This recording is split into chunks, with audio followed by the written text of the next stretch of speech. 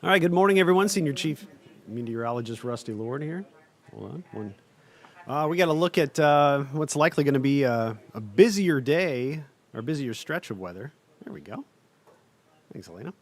Had a little feedback issue here, but overall, we're going to talk about a busy week ahead that kind of ends with a First Alert 6 weather day on the way for Friday, as we are going to see some of the coldest air of the season set to move on into the area here, and likely bring some sub-zero temperatures for the first time this season. So let's dive right into what we have happening right now. It was a cold morning, but we've rebounded pretty well. We're at 17 right now, continuing to climb south-southeast wind at about 8 miles per hour. So wind chill still down in the single digits, air temperatures in the teens. You can see a lot of teens and 20s now starting to show up, and not a large amount of wind out there at the moment. So what we're likely going to deal with here is some chilly air in the morning that gets better and better over the course of the day. The problem is we're gradually going to fill up the sky with some more clouds from the northwest. You can see how those are streaming down in our direction. Eventually, into the afternoon, they fill up quite a bit, and by 3 o'clock, we're talking a lot of 30s on the thermometer, and there could be a couple of snow showers late afternoon into the evening that drift across our northern counties. So watch those Norfolk to Kama over into the west central part of Iowa, north of I-80. That's where the best bet is for maybe an isolated half inch of snow or a little coating there north of I-80 today. Then we clear out tonight, and the temperature should drop off quite a bit as we settle down into the teens to start off tomorrow. Should be, again, better than the last couple of days, but at least, but remember, it will still be cold.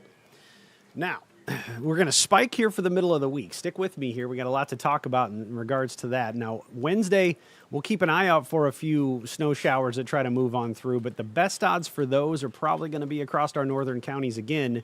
So you're watching north of I-80 on the Iowa side. But notice how there's this little cluster of clouds right here, and that's likely going to lead in some pretty strong wind for the afternoon. So while the snow misses us, the wind is going to hit us directly, and we're going to get some very strong wind gusts yet again. 40s today, 30s, or 40s on Wednesday, 30s on Thursday, but the wind on Wednesday will really pick up. Notice we got southwest wind gusts by 10 o'clock, 20 to 35 miles per hour. We hit 1 o'clock, we're gusting 40 to 50 miles per hour yet again, an isolated one or two trying to get up over 50 as well. And then into the mid to late afternoon hours, still some pretty strong wind. After 6 o'clock, they'll fade away, and it won't be something that sticks around all night. So we just get some afternoon wind gusts. They're going to be very, very strong and noteworthy, hopefully not causing damage. We can keep those below the 55 mile per hour mark and hopefully be okay. Then all the focus turns to the First Alert 6 weather day on Friday.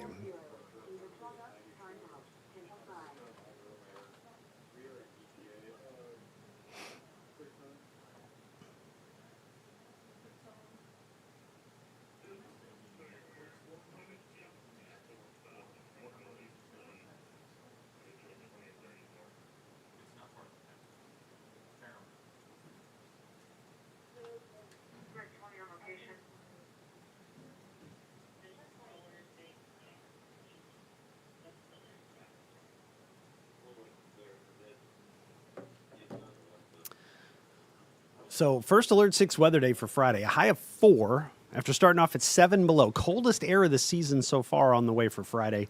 Wind chill likely 10 to 30 below. 30 below would be in the morning hours when the wind is the strongest and the air is the coldest. So increasing clouds then over the course of the day are going to make it really tough to warm.